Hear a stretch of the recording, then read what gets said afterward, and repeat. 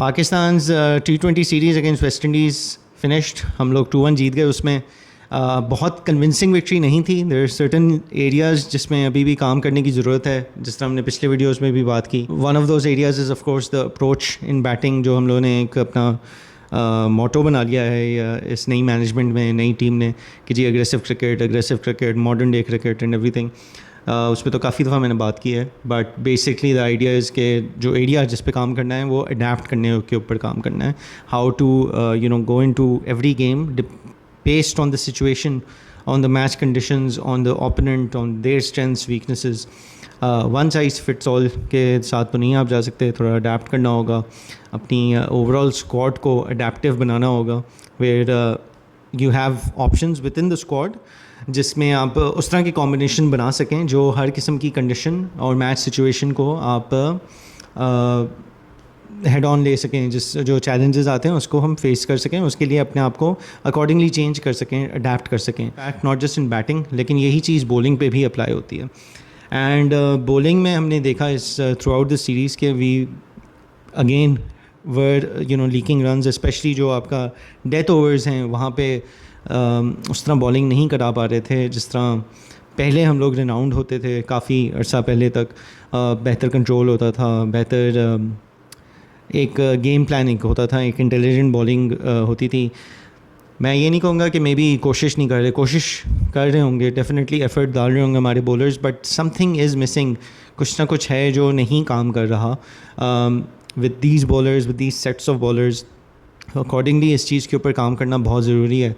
आज West Indies है, कल और ज़्यादा टफ़ चैलेंजेस आएंगे, there will be tougher teams that we come up against. तो बांग्लादेश को हमने होम सीरीज़ वाइट वॉश की, वेस्ट इंडीज़ को जाके वहाँ पे 2-1 हराया, बहुत अच्छी बात है।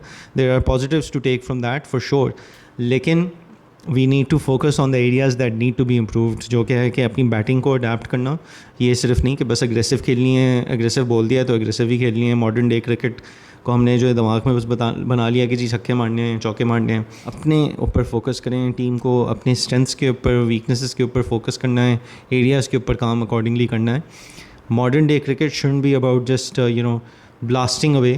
It should be about कि जी प्लेयर्स जो हैं हमारे पास अडेप्टिव प्लेयर्स हैं जो according to the situation on the fly they can adapt, अपनी स्ट्रैटेजी को चेंज कर सकें।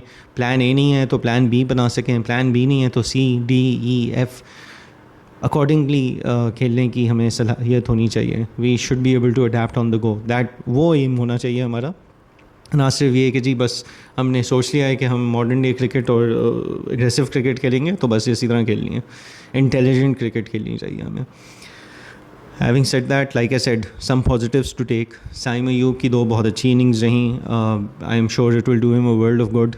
कॉन्फिडेंस मिलेगा उसको, स्पेशली बिकॉज जब से वो इंजरी से वापस आए, is not really been able to get the right kind of flow.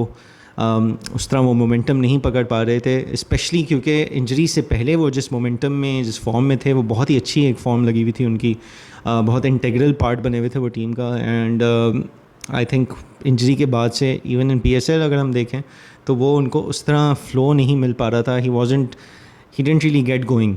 तो लेकिन ये जो वेस्ट इंडीज़ में इन्होंने इनिंग्स खेली हैं, पहले मैच में भी और फिर फाइनल मैच में भी, I think that's done him, will do him a world of good. I think बहुत अच्छी रही आउटिंग्स। वैसे भी कैरेबियन लीग का एक्सपीरियंस भी है इनका, so I think maybe that helped a little bit. I not sure अगर कैरेबियन लीग के मैचेस फ्लोरिडा में होते हैं या नहीं, but maybe the pitches are similar, conditions शायद सिमिलर हों, तो उस चीज़ से उनको शायद थोड़ा सा कॉन्फिडेंस मिला होगा। But was really good to see him in his flow. उसके अलावा it was also good to see Sahibzada Farhan. पिछली सीरीज़ में उनको एक ही मैच मिला था, but he made the most of that match. And इस सीरीज़ में 3 मैचेस मिले थे, 2 में he wasn't able to perform, but then he delivered in the 3rd match and he played well. I think जिस तरह की रिक्वायरमेंट थी उसके मुताबिक he did well. Apart from that, batting में अगर मैं कहूँ तो हसन नवाज़ की एक अच्छी इनिंग्स थी, सलमान अली आगा की एक अच्छी इनिंग्स थी, तो अप एंड डाउन ही थी हमारी बैटिंग की सिचुएशन। बट बॉलिंग में जहाँ तक ताल्लुक़ है, the spinners did really well. Sufiyan Muqeem, I am really glad he got a chance. He picked up a wicket in all 3 matches और बॉलिंग बहुत अच्छी कराई, बहुत इकनॉमिकल कराई, and just went on to prove कि आपको उसको एक लॉन्गर रन देना चाहिए in the team keep him a major part of the team. ये नहीं कह रहा मैं कि सीरीज़ में अगर 3 मैचेस हैं तो तीनों में खिलाना ज़रूरी है, बट अगर स्पिनर्स आप खिला रहे हैं मैच में, चलो रोटेशन में भी खिला रहे हैं, तो 3 में से 1 मैच तो हर सीरीज़ में खेलना चाहिए बेड मिनिमम. Although I think it should be more like 2 out of 3 in the case of Sufiyan Muqeem, कि अगर स्पिनर की रिक्वायरमेंट है, अगर स्पिनर की जगह बनती है एज़ पर द कंडीशंस, तो Sufiyan Muqeem should get at least 2 out of 3 matches for the time being. Develop हो रहे हैं, अच्छी बॉलिंग करा रहे हैं, अभी एक अच्छा एक फ़्लो भी लगा हुआ रहेगा, कॉन्फिडेंस मिलेगा. एंड मुझे लगता है कि अगर लॉन्गर रन मिलेगा तो बहुत एक इंपॉर्टेंट हिस्सा बन सकते हैं वो एशिया कप के लिए, ख़ास तौर पे जहां हमारे स्पिनर्स का बहुत बड़ा एक हाथ ज़रूर होगा. उसके अलावा आई थिंक मोहम्मद नवाज़ ने 2 मैचेस में अच्छी बॉलिंग कराई, तीसरे में he got hit for quite a few runs. तो ठीक है, अप एंड डाउन आता है, बट 2 मैचेस में अच्छी बॉलिंग कराई, 3 विकेटें नहीं मेरे ख्याल है. तो kudos to him, good for him. अगर if he can keep this up then that should be good.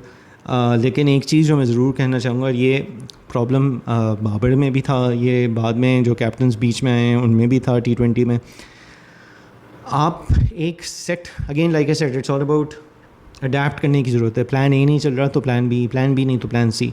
अब जो सेकंड T20 हुआ था उसमें Salman Ali Agha just used his 5 bowlers. उसमें ना फ़हीम अशरफ को आपने बॉल दी, ना खुद उन्होंने बॉलिंग कराई. एक बॉलर अगर मार खा रहा है तो उसको कॉम्पनसेट करने के लिए when you have a 6th bowling option, you have a 7th bowling option, why not? आप ट्राई तो करो, compensate for that bowler who is getting hit. ऐसा नहीं है कि आप कि जी, मतलब अगेन यार, this is professional, it's part of the game. A bowler can have an of day, that doesn't mean कि अगर आपने उसको पूरे 4 ओवर नहीं कराए तो उसके ऊपर कोई क्वेश्चन मार्क हो गया. नहीं हुआ, उसका ऑफ डे था, he was getting hit for runs, fine, you shifted gears, you change your plan, आपने किसी और से उसके ओवर्स पूरे करवा लिए, किसी और को बोल दी कि हो सकता है उससे रन्स जो हैं वो थोड़े और कंट्रोल हो जाएँ. अगर वो कंट्रोल कर लेते रन्स तो हो सकता है कि दूसरा मैच भी हम जीत जाते, बिकॉज आखिर में भी मार के ही पहुंचा है वेस्ट इंडीज़, क्योंकि लीक हो रहे थे रन्स. शाहीन से भी लीक हुए, हसन अली से भी लीक हुए. तो बेहतर ये ना होता कि बीच में अगर हम थोड़े और कंट्रोल कर लेते, थोड़े और रन्स आखिर में रह जाते, तो may be just may be we might have come out on top, तो 3-0 जीत जाते. But anyway, I mean again 2-1 जीते हैं, बहुत अच्छी बात है, बट जो थोड़े से एक पॉइंट्स हैं, एरियाज़ हैं जिन पे काम करना है, कहाँ इम्प्रूव करना है, तो that should be spoken about even if we won. ये एक हमारा कल्चरल इशू रहा है कि जी जीत गए तो बस सिर्फ जीत के बारे में बात करेंगे. ऐसा नहीं होना चाहिए. बड़े टूर्नामेंट्स के लिए प्रिपेयर करने के लिए बायलैटरल सीरीज़ हों, उससे पहले जो भी ये छोटी मोटी सीरीज़ होती हैं उनको आप यूज़ करते हैं to prepare yourself for the bigger tournament. By preparing it doesn't just mean match practice, it means highlighting areas जो आपको इम्प्रूव करने की ज़रूरत है. अब वो इम्प्रूव करने में जो पॉइंट्स हैं वो हमें नोट करने चाहिए एंड उनके ऊपर काम करना चाहिए. और ये utilisation of bowlers, plan A से प्लान बी पे जाना, सी पे जाना, डी पे जाना, ये एक बहुत पुराना मसला रहा है. बाबर के वक्त भी मसला था ये. शाहीन जो 5 T20s के लिए कैप्टन बने थे उसमें भी ये प्रॉब्लम हमें नज़र आया था. रिजवान का शॉर्ट लिफ्ट T20 कैप्टनसी का स्टंट, उसमें भी आया था. बाबर के दूसरे स्टंट में भी ये प्रॉब्लम था कि थोड़ा ज़्यादा अडेप्टिव हों अपने बॉलर्स के साथ भी, फ्लेक्सिबल हों अपने प्लान्स में, बॉलर के साथ भी थोड़ा सा करेजियस होना चाहिए, ब्रेव होना चाहिए टू ट्राई समथिंग न्यू. अगर कुछ काम नहीं कर रहा तो चलो प्लान चेंज करो, कुछ नया ट्राई कर लो, किसी और को बॉल दे दो, कोई फील्ड डिफरेंट सेट करके देख लो. एंड स्पेशली T20 में आपके पास टाइम इतना होता नहीं है कि जी आप थोड़ा टाइम दो कि जी यही चीज़ काम करती रहेगी. नहीं, you need to keep thinking on the go. Quick decisions चाहिए होते हैं, इतना टाइम नहीं होता. 20 ओवर की गेम होती है टोटल. तो but anyway, these are certain areas जो मुझे था कि हमें पॉइंट आउट करने चाहिए जिसमें इम्प्रूव करने की ज़रूरत है. बॉलिंग में Sufiyan Muqeem did really well, so good, positive in that. Nawaz ने बहुत अच्छी बॉलिंग कराई, साइम अयूब ने भी अच्छी कराई. एक को मैच में शायद रन ज़्यादा खा लिए, बट बाकियों में he was able to provide a good sort of bowling option to the team. विकटें भी ली उन्होंने. और बैटिंग में अगर हम बात करें तो साइम की भी अच्छी बैटिंग थी, साहिबजादा फरहान ने भी अच्छी एक मैच में बैटिंग की, हसन नवाज़ ने एक दो मैचेस में अच्छी कंट्रीब्यूशंस की. तो अप एंड डाउन था. सेकंड मैच में obviously it was a low scoring affair, तो उसमें तो बैटिंग ने इतना कुछ खास नहीं किया था I think apart from Hasan and Salman. But ये कि ठीक है, एटलीस्ट 2-1 जीत गए. On to the ODI series अब जो फ्राइडे से स्टार्ट हो रही है.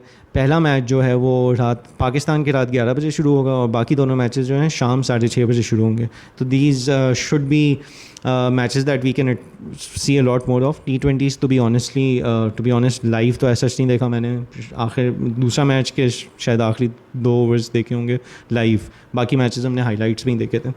But ODIs hopefully we should be able to catch live.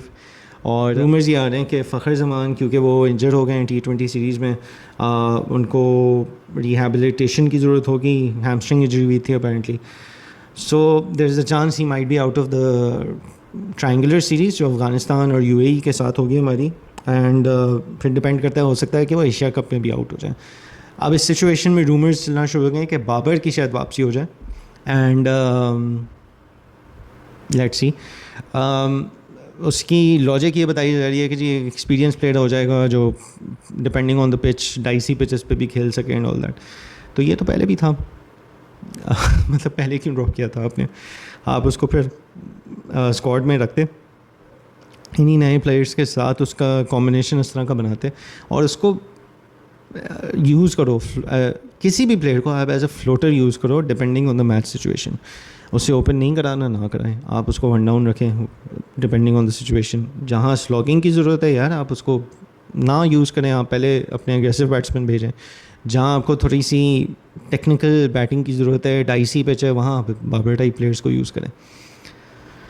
तो अगेन मतलब जब ड्रॉप करते हैं तब भी किस बेसिस पे करते हैं तो वो चीज़ फिर याद रखें. अब वापस अगर ला रहे हैं तो किस बेसिस पे लाएंगे.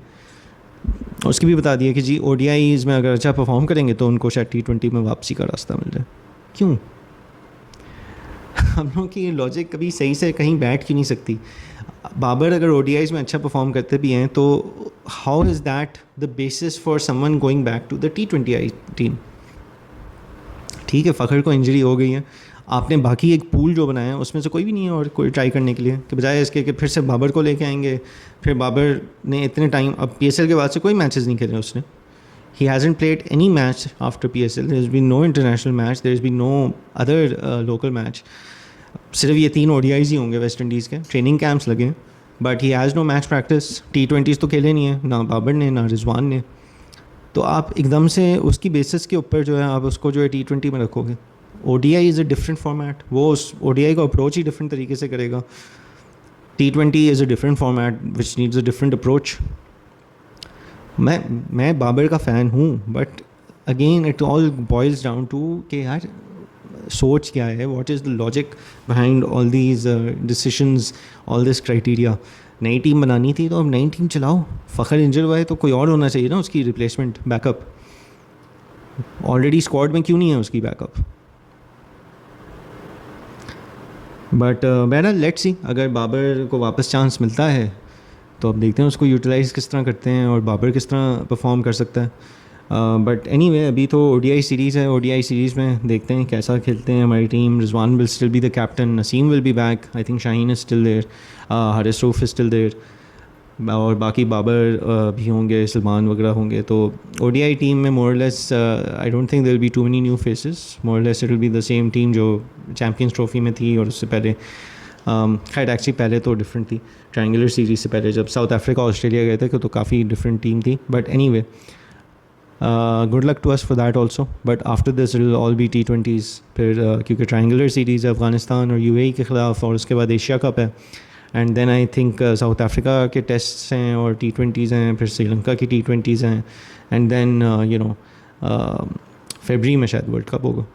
तो देखते हैं. Lots of cricket still to happen, but for now it's the ODI series. All the best to the team for that. I hope थोड़ी बेहतर अप्रोच के साथ हम खेल सकें against the West Indies. In West Indies match conditions के हवाले से थोड़ी कॉन्फिडेंस के साथ टीम खेल सके, बिकॉज इससे पहले जो एक थोड़े पोर ODI रन पे थे with the triangular series and then the champions trophy. So good luck to the team and yeah, that's it for now.